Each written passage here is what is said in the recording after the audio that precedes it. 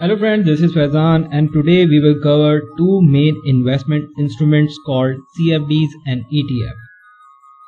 Do you ever imagine that money in your wallet or in bank account loses its value over time? We normally use the term inflation in this regard, which decreases purchasing power as well.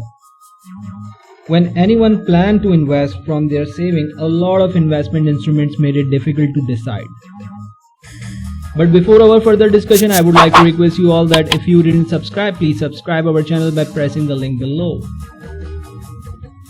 A contract for difference CFD is a financial contract that pays the differences in the settlement price between the open and closing trades. CFDs essentially allow investors to trade the direction of securities over the very short term and are especially popular in forex and commodities product.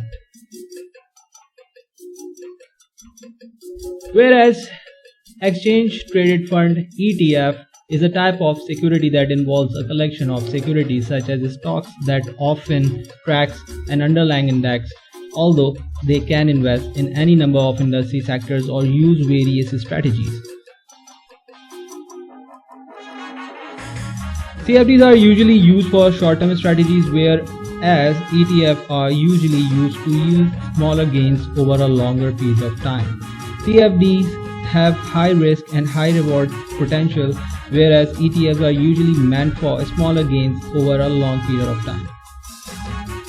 You can start trading by opening a brokerage account, later on set a trading budget, learn to use market orders and limit orders, practice with virtual account, measure your return against an appropriate benchmark.